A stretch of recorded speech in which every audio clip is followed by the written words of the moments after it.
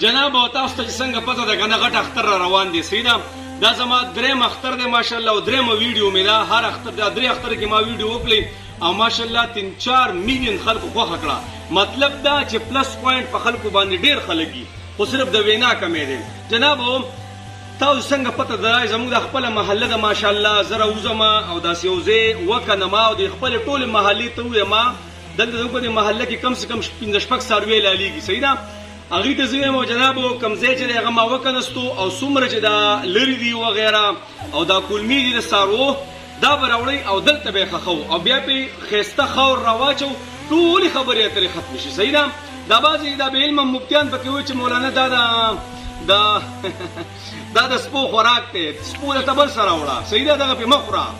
په دغه ټایم کې خو د الله بنده سپي کم سے کم یو میاشت خوراک نه کوي یو میاشت خوراک نه کوي او قسم دی چې تیر شوي اختر کې هم جګړه شوې وه پې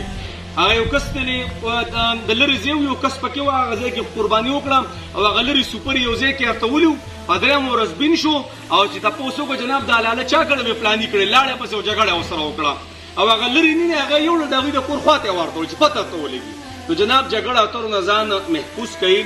یو ځوان را پاسي او دا بیلچه راوالی پوه شوې یا به یو کس را پاسي دا بیلچه راوالی او څه چلو کوي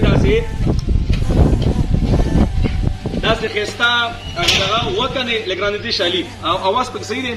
داسې ځای وکنئ او د هغې نه پس خپل چې چمګاونډ دی هغې ته ووایئ چې هلکه دا ځای ما وکنستو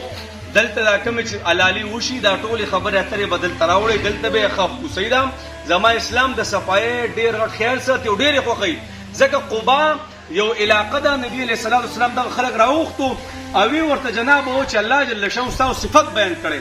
تاسو کې داسې ښه کوالټي څه ده نو هغې وي د الله رسول الله نور خو موږ څه نه کوو خو موږ صفایي خوښوو صفایي مطلب څه چې موږ صفایي خوښوو نو دې صفایي په وجه الله جل شانه هغه څه چلو کوم هغه خلک یې په قرآن مجید کې تذکره وکړي نو جناب زما اسلام څه وایي چې صفایي څه ده صفایي نیم ایمان دی ښه او ټول څیز به په حکومت نه وراچو چې حکومت داسې حکومت هغسې حکومت داسې حکومت هغسې زما استام څه کېږي فرض سازېږي صحیح ده زما استام فرض سازېږي هر شی په حکومت باندې نه ورچېړو نو الحمدلله دا درېیم اختر دی چې زه به کې ویډیوګانې کوم ماشاءالله په میلیونو خلک یې خوښوي نو جناب دا ویډیو سره هم شیر کوي ګورئ بل ورځ مې یو ویډیو کړه د کراچۍ سایډونو ته وغیره په دې روډونو باندې دا لرې سوپر یې ورته ولي مړه په روډونو باندې یار تاسو لږ وګورئ که نه یو ځای کې لاله وشي هر یو شی داسې وارتئ نو که کوم ځای کې لاله وشي هغه ځای کې ورته ځای کنئ هغه کسانو له پکار دی هغه ځای کې ورته یو ځای کنئ او دا کوم چې دا کلمې ملمې وغیره دي او د هغې هغه چې کوم هغه بوس دی هغه دننه چې خاشنۍ هغه هم ډېر څخه بین کوي نو دا ټول ښخوئ نو ماحول به موږ ته صحیح صفا به بیا به جګړې مګړې نه کوو په خبره پوه شئ نو د الله بندګانو څه کسان را پاسئ خامخا دا ویډیو سره نور هم شیر کړئ صحیح ده علي څنګه چل به کوو علي